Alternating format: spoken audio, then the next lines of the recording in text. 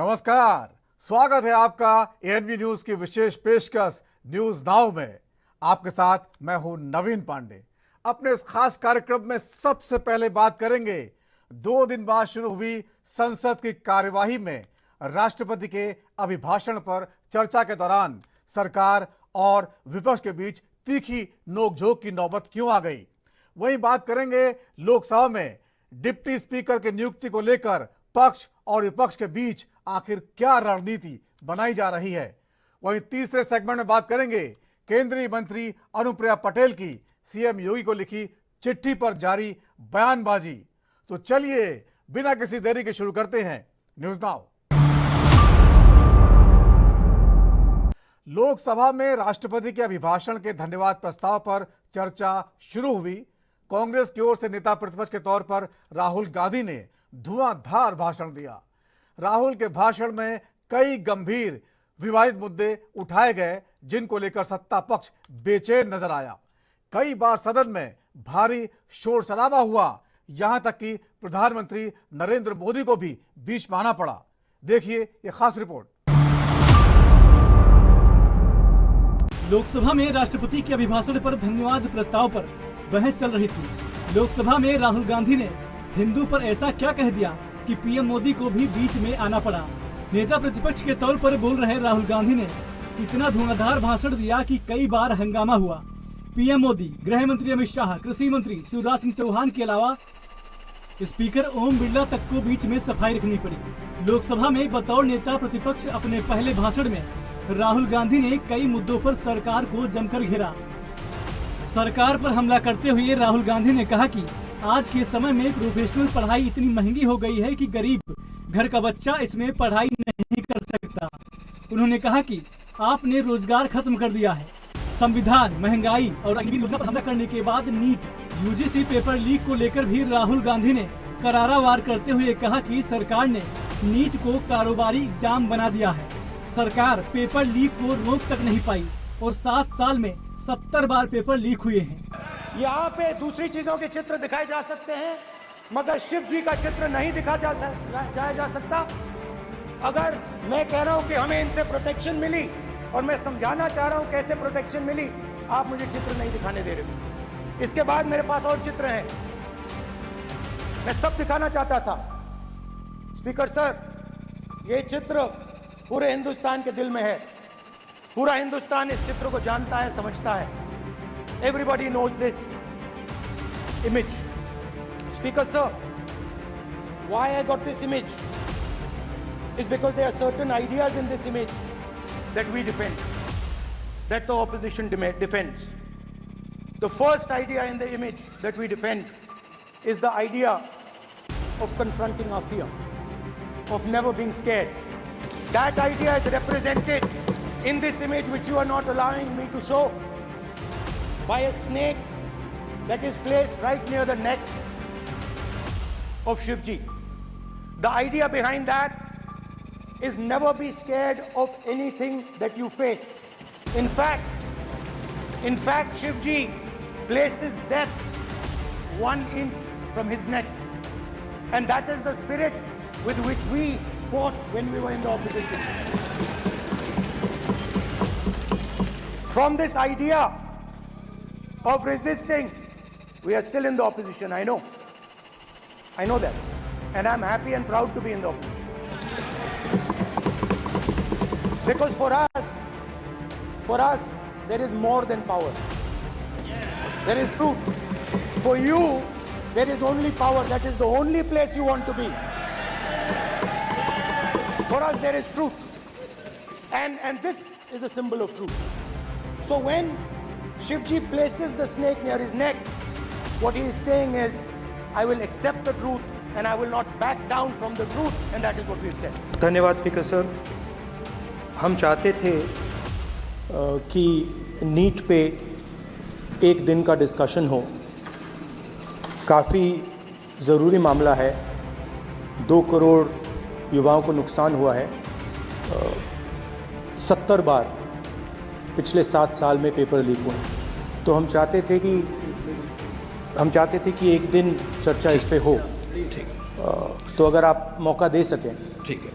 राष्ट्रपति अभिभाषण पर आप विषय रखें, क्योंकि हमने व्यवस्था दे चुके हैं पहले ही कि राष्ट्रपति भाषण के मध्य में न शून्यकाल होगा न कोई स्थगन प्रस्ताव को लिया जाएगा। सर, पार्लियामेंट से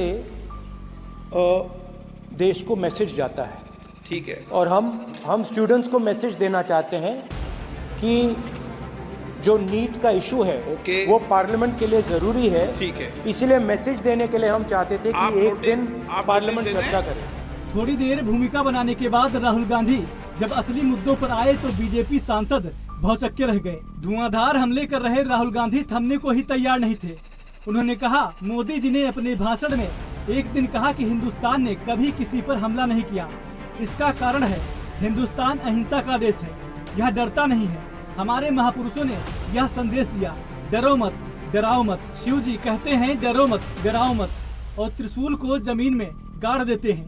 दूसरी तरफ जो लोग अपने आप को हिंदू कहते हैं वो 24 घंटे हिंसा हिंसा हिंसा, नफरत नफरत नफरत। आप हिंदू हो ही नहीं, हिंदू धर्म में साफ लिखा है सच का साथ देना चाहिए। मोदी जी ने अपने भाषण में एक दिन कहा कि हिंदुस्तान ने किसी पर आक्रमण नहीं किया। उसका कारण है क्योंकि ये देश अहिंसा का देश है। ये देश डर का देश नहीं है। तो हमारे सारे के सारे महापुरुषों ने अहिंसा की बात की, डर मिटाने की बात की।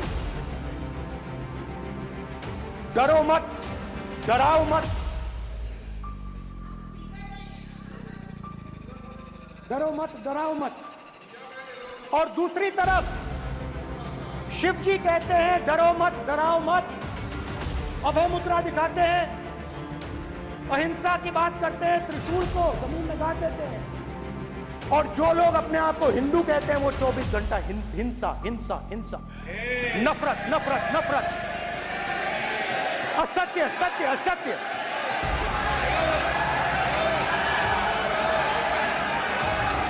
आप हिंदू हो ही नहीं।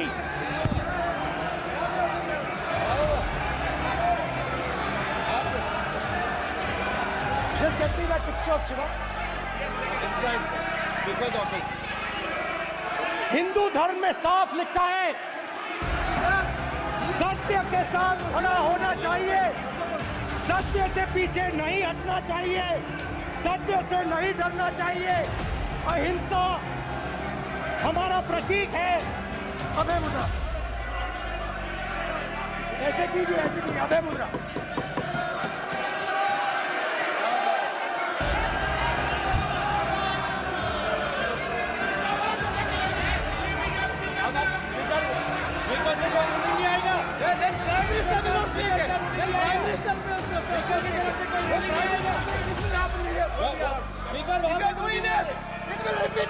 भाई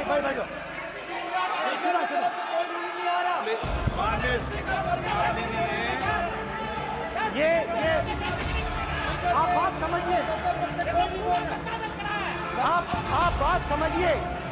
ये इसलिए चिल्ला रहे हैं क्योंकि तीर जाके दिल में लगा है,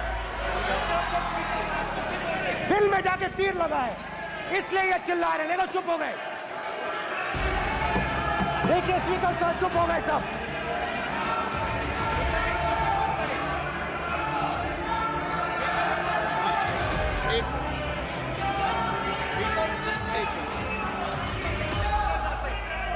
माननीय आप प्रतिपक्ष के नेता हैं, किसी की भावनाओं को ठेस नहीं पहुंचे।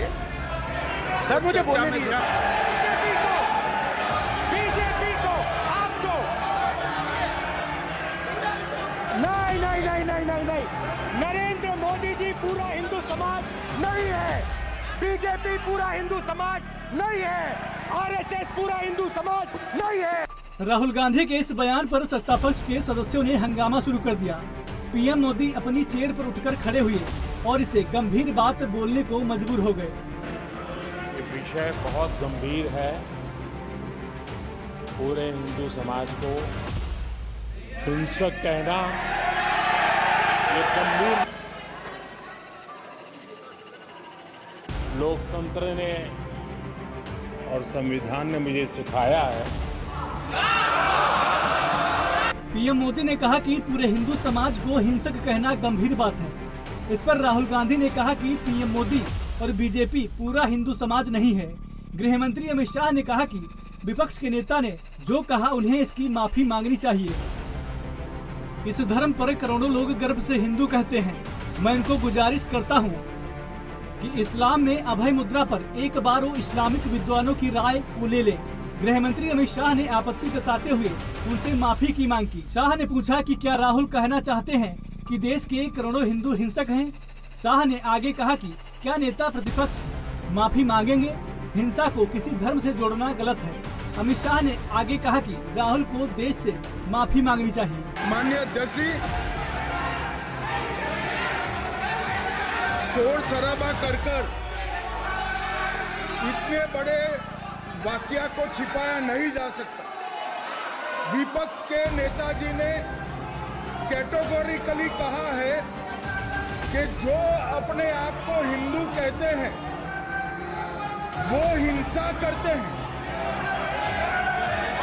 मैं फिर से रिपीट करना चाहता हूं, उनका वाक्य था जो अपने आप को हिंदू कहते हैं वो हिंसा की बात करते हैं, हिंसा करते हैं। मान्यवर, इस देश में शायद इनको मालूम नहीं है, करोड़ों लोग अपने आप को गर्व से हिंदू कहते हैं, गर्व से हिंदू कहते हैं। क्या वो सभी लोग हिंसा की बात करते हैं, हिंसा करते हैं? हिंसा की भावना को किसी धर्म के साथ जोड़ना और इस सदन में और संवैधानिक पद पर बैठे हुए व्यक्ति ने, मैं मानता हूं मान्यवर, उन्होंने इसकी माफी मांगनी चाहिए। मान्यवर, मैं उनको एक गुजारिश भी करना चाहता हूं कि इस्लाम में अभय मुद्रा, इस पर इस्लाम के विद्वानों का मत एक बार वो ले ले। गुरु नानक साहब की अभय मुद्रा पर SGPC का मत वो ले ले। और मान्यवर, अभय की बात तो इनको करने का कोई अधिकार नहीं है। आपातकाल में पूरे देश को इन्होंने भयभीत करा, लाखों लोगों को जेल में डाला। और आतंक, वैचारिक आतंक अगर कभी था, वैचारिक आतंक कभी था तो आपातकाल के वक्त था। और मान्यवर, दिल्ली में दिन दहाड़े हजारों सिख भाइयों का कत्लेआम उनके शासन में हुआ। आज वो भय की बात कर रहे हैं। मान्यवर, मेरा आपसे आग्रह है कि श्री राहुल गांधी, नेता प्रतिपक्ष, पहला भाषण होने के बावजूद माफी मांगनी चाहिए, न केवल सदन, पूरे देश की माफी। इस सदन के नियमों की पुस्तिका, इससे कुछ सदस्यों को क्या मुक्ति दे दी गई है? आपके गाइडेंस के बाद भी बार बार तस्वीर बताना, पूरे बीजेपी को हिंसा कर रही है ऐसे कहना, खड़े होकर एक दूसरे के बीच में हस्तधून करना, सारे नियम इनको लागू नहीं होते हैं। नियम मालूम नहीं है तो ट्यूशन रख ले साहब। सदन इस तरह से नहीं चल सकता है। ये सदन, मेरा आपसे आग्रह है कि ये सदन ऑर्डर में रहना चाहिए, नियमों के अनुसार रहना चाहिए। ये हम सभी सदस्यों का आपसे विनंती। ऑर्डर है मान्यवर। अब सदन के सामने दो स्टेटमेंट हुए, एक हुआ विपक्ष के नेता का, दूसरा हुआ माननीय राजनाथ सिंह जी का, रक्षा मंत्री जी का। ये कहते हैं कि 1 करोड़ रुपया नहीं मिलता। श्री राजनाथ सिंह ने अधिकृत रूप से कहा कि मारे जाने वाले अग्निवीर को जो शहीद होता है उसको 1 करोड़ रुपया मिलता है। उनको फैक्चुअल पोजीशन सदन पर रखनी चाहिए मान्यवर। ये सदन झूठ बोलने की जगह नहीं है मान्यवर, यहाँ सच बोलना चाहिए। और अगर एक नहीं रखते हैं तो उनको ये सत्यापन नहीं करते अपने स्टेटमेंट का, तो उनको सदन और देश से और अग्निवीरों से माफी मांग। सदन में नेता प्रतिपक्ष राहुल ने सत्ता पक्ष पर हमला करते हुए अपने संबोधन में कहा, अभय मुद्रा ही कांग्रेस का प्रतीक है। अभय मुद्रा निर्भयता का संकेत है, आश्वासन और सुरक्षा का संकेत है, जो हमें डर से दूर करता है और हिंदू, इस्लाम, सिख धर्म, बौद्ध धर्म और अन्य धर्मों में भी दैवीय सुरक्षा और आनंद प्रदान करता है। हमारे सभी महापुरुषों ने अहिंसा और भय खत्म करने की बात की है, लेकिन जो लोग खुद को हिंदू कहते हैं वे केवल हिंसा, नफरत, असत्य की बात करते हैं। इस पर सत्ता पक्ष के नेता नाराज हो गए। वह सदन में भगवान शिव और गुरु नानक देव की तस्वीर लेकर पहुंचे थे। इसके जवाब में गृह मंत्री अमित शाह ने कहा, इस्लाम में अभय मुद्रा, इस पर इस्लाम के विद्वानों का मत जरूर लेना चाहिए। गुरु नानक जी की अभय मुद्रा के मुद्दे पर SGPC का मत इस पर ले लें। ना डराने वाली बात करने का इनको कोई हक नहीं है। आपातकाल में इन्होंने पूरे देश को भयभीत किया है। आपातकाल के वक्त वैचारिक आतंक था। दिल्ली में दिन दहाड़े हजारों सिख भाइयों का कत्लेआम हुआ। ये अभय की बात कर रहे हैं। नेता विपक्ष को पहले भाषण में सदन के संग पूरे देश से माफी मांगनी चाहिए। कुल मिलाकर राहुल गांधी के भाषण के दौरान संसद में गर्मा गर्मी बनी रही। Special desk NV news. चलिए बात करते हैं लोकसभा के डिप्टी स्पीकर की क्या रणनीति बन रही है। बीजेपी के सांसद ओम बिरला तो लोकसभा के स्पीकर बन गए और अब सवाल है कौन होगा डिप्टी स्पीकर। इसको लेकर राजनीति के दांव पेच चले जा रहे हैं। इस बीच इंडिया गठबंधन की ओर से एक ऐसा नाम उछाल दिया गया है जिसने बीजेपी को भी उलझन में डाल दिया है और कांग्रेस को भी। देखिए हमारी खास रिपोर्ट। मोदी सरकार के तीसरे कार्यकाल में विपक्ष उनको रोज रोज नए चैलेंज दे रहा है। सोमवार को जैसे ही संसद शुरू हुई, विपक्ष ने बाहर ही प्रदर्शन करना शुरू कर दिया।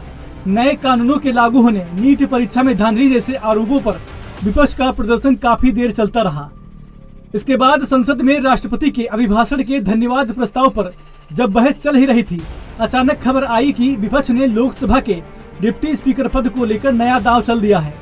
खबर है कि टीएमसी की मुखिया और पश्चिम बंगाल की सीएम ममता बनर्जी ने डिप्टी स्पीकर पद के लिए समाजवादी पार्टी के सांसद अवधेश प्रसाद का नाम आगे बढ़ा दिया है। बड़ा सवाल यह है कि ममता ने पहली बार सांसद अवधेश प्रसाद का नाम ही आगे क्यों बढ़ाया, जबकि कांग्रेस में कई बार सांसद बन चुके नेता मौजूद हैं। तो समझ लीजिए कि पहला तो ममता बनर्जी किसी भी सूरत में एक दलित नेता को सम्मानित पद दिलवाने का क्रेडिट लेने में आगे रहना चाहती हैं। दूसरा, एसपी के मुखिया अखिलेश यादव से उनके अच्छे संबंध हैं। तीसरा और सबसे अहम, अवधेश प्रसाद अयोध्या की फैजाबाद सीट से सांसद चुने गए हैं, जिसके नाम पर बीजेपी अब तक वोट मांगती आई है। वैसे तो स्पीकर पद बीजेपी को मिलने के बाद डिप्टी स्पीकर पद पर कांग्रेस बड़ा दल होने के नाते दावेदारी कर रही थी, लेकिन ममता के अचानक दांव से कांग्रेस भी सकपका गई है। ममता ने जिस तरह अयोध्या प्रसाद का नाम आगे बढ़ाया, उससे इंडिया गठबंधन के सभी नेताओं ने सहमति जाहिर कर दी। सूत्रों के मुताबिक पश्चिम बंगाल की मुख्यमंत्री ममता बनर्जी ने रक्षा मंत्री राजनाथ सिंह को यह प्रस्ताव दिया है। दलित समुदाय से आने वाले अवधेश प्रसाद को आगे रखकर विपक्ष सरकार पर दबाव बनाने की तैयारी में है। हालांकि पीएम मोदी की रणनीति है कि डिप्टी स्पीकर का पद टीएमसी या जेडीयू को देकर उनको खुश कर दिया जाए, लेकिन अब जब दलित सांसद का नाम आगे बढ़ा दिया गया है तो बीजेपी बुरी तरह फंस गई है। इससे पहले जब बीजेपी ने दलित सांसद के सुरेश के खिलाफ ओम बिरला को स्पीकर बनाया, तब भी विपक्ष ने बीजेपी को दलित विरोधी करार दिया। अब अगर वो अवधेश प्रसाद के नाम का विरोध करती है तो फिर दलित वोटरों में गलत संदेश जाएगा।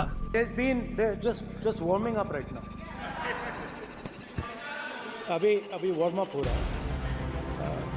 तो there was a systematic full scale assault on the idea of India, on the constitution, and also on millions and millions of people who resisted the ideas being proposed by the BJP, who resisted the attack on the constitution. Many of us personally were attacked. In fact, some of our leaders are still in jail. One of our leaders has recently been released. Another one is still in jail. And not only the opposition, but anybody who resisted the idea of concentration of power, of concentration of wealth, of aggression on the poor, of aggression on Dalits, minorities, tribals, was crushed. Violently crushed. People were put in jail. People were threatened. And I myself was attacked. Sir ये संसद TV का नया format देखा है आधा आधा, ये पहले हमने देखा नहीं हमने। I myself was attacked by order of the government of India, by order obviously of the Prime Minister of India. 20 plus cases, 2-year jail sentence, my house taken away, no problem. Relentless attack in the media, 24/7, every single day, abuse, attack, abuse, attack. And then the most enjoyable and beautiful part of it, 55 hours of interrogation by the ED. No, which I really enjoyed. Because by the end of the interrogation, the officer off camera, he switched off the camera and then he asked me, Rahul ji, you've been sitting here 55 hours. आप पत्थर जैसे हो, आप हिलते क्यों नहीं? मुझे sir, प्रधानमंत्री जी ने ढेरों चुनावी सभाओं में कहा कि पिछले 10 साल तो बस ट्रेलर था, अभी असली पिक्चर बाकी है। अभी प्रधानमंत्री जी की पिक्चर कैसी होने वाली है, इसका पिछले 1 महीने से अंदाजा लगा है। NEET PG paper leak, UGC NEET paper leak, NEET under graduation रद्द, CSIR नेट रद्द, भीषण ट्रेन दुर्घटना, जम्मू कश्मीर में 3 बड़े आतंकी हमले, राम मंदिर लीक, 3 दिन में 3 हवाई अड्डों की छत टूटी, बिहार में 15 दिन में 5 पुल टूटे, टोल टैक्स बढ़ा, रुपए में ऐतिहासिक गिरावट आई और उसके ताजा मामलों में नीट यूजी और यूजीसी नेट में धांधली, पेपर लीक और भ्रष्टाचार के मामले से सामने आए। फिर उसके बाद कहीं पेपर भी रद्द हुए। इस वजह से 30 लाख बच्चों का भविष्य तबाह और तंग हो चुका है, उसके माँ बाप परेशान है और ऐसा ही अगर होते रहा कोई बच्चा आगे पढ़ेगा भी नहीं। और देश में इस 7 सालों में कुल 70 बार पेपर लीक हुए हैं और 2 करोड़ नौजवानों का भविष्य चौपट हुआ है। सारे इंडिया अलायंस की वो इस बात से पूरी तरह सहमत है कि जिस तरीके से सरकार अपने ईडी, सीबीआई, इनकम टैक्स की सारी एजेंसियों का दुरुपयोग कर रही है, ये बहुत क्लियर वर्डिंग हुई है कि भाई ईडी पक्षपात कर रही है। इस केस में कोई भी case is not get out, इसमें कुछ भी केस नहीं बनता है, इनको रिहा करना चाहिए। और इसका एक ही उद्देश्य है कि एक व्यक्ति को आप जेल में रखो अनैतिक तरीके से, चाहे कुछ भी। तो ये एक उदाहरण है, इस तरीके से पूरे देश में ये भावना है। तो नहीं, सवाल अरविंद केजरीवाल का मुद्दा नहीं है, मैं आपको फिर से स्पष्ट कर दूँ, ये देश का मुद्दा है और देश में हम इम्पोर्टेंट नहीं है, देश में सारा देश इम्पोर्टेंट है, सभी राज्य इम्पोर्टेंट है, सभी दल इम्पोर्टेंट है। तो इस मुद्दे को सभी ने महसूस किया कि भाई ये मुद्दा है और सरकार इसका दुरुपयोग कर रही है।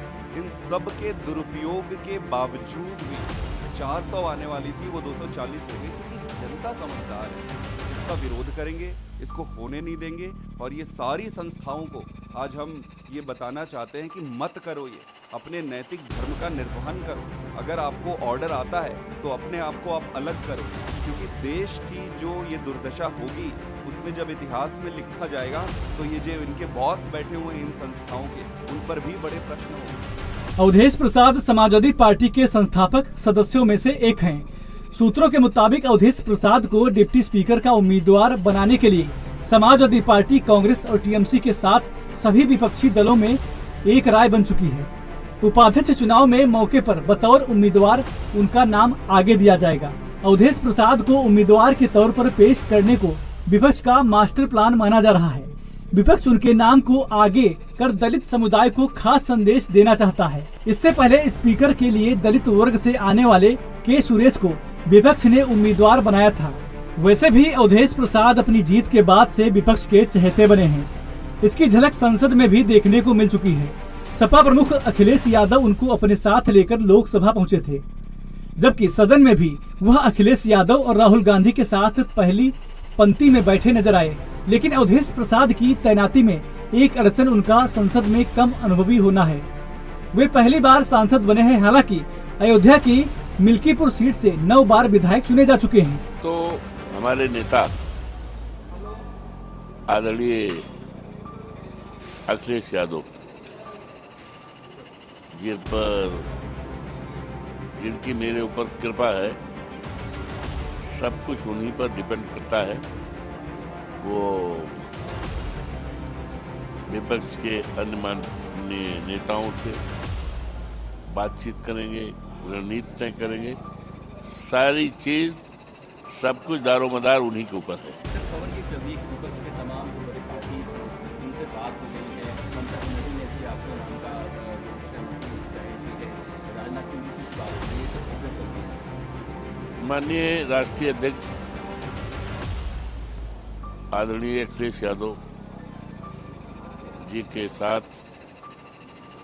जो खबरों के बारे में आप बता रहे हो, अन्य माननीय नेताओं के बारे में, सहमति के बारे में, चर्चा के बारे में, उन सब को मैं आभार प्रकट करता हूँ। अयोध्या के लिए, ये उत्तर प्रदेश के लिए, समाजवादी पार्टी के लिए या फिर विपक्ष के लिए कितनी बड़ी जीत होगी? अगर आप देखिए स्पीकर बनते हैं तो ये अयोध्या के लिए, समाजवादी पार्टी के लिए, यूपी के लिए, विपक्ष के लिए कितनी बड़ी जीत?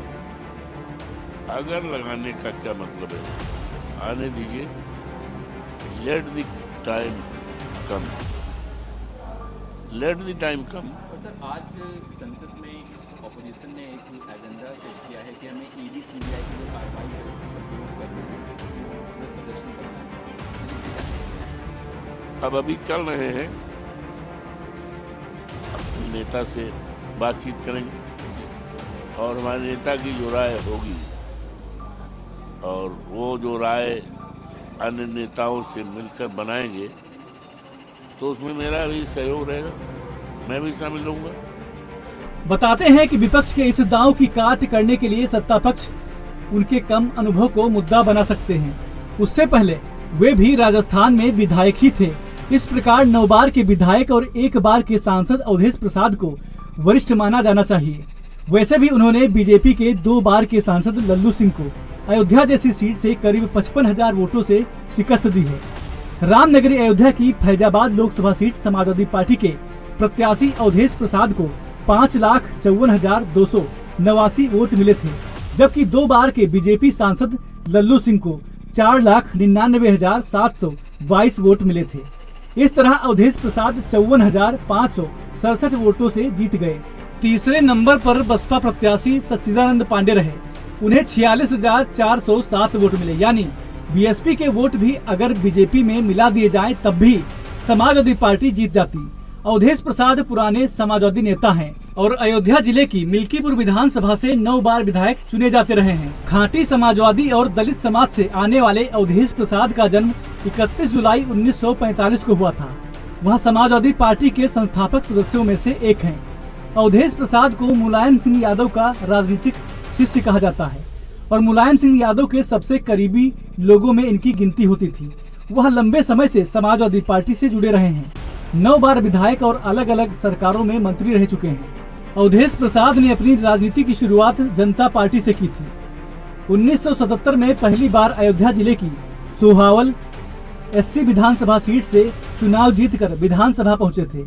इसके बाद से अवधेश प्रसाद ने कभी पीछे मुड़कर नहीं देखा। 1985 से लेकर 2022 तक 8 बार विधानसभा चुनाव जीतते रहे।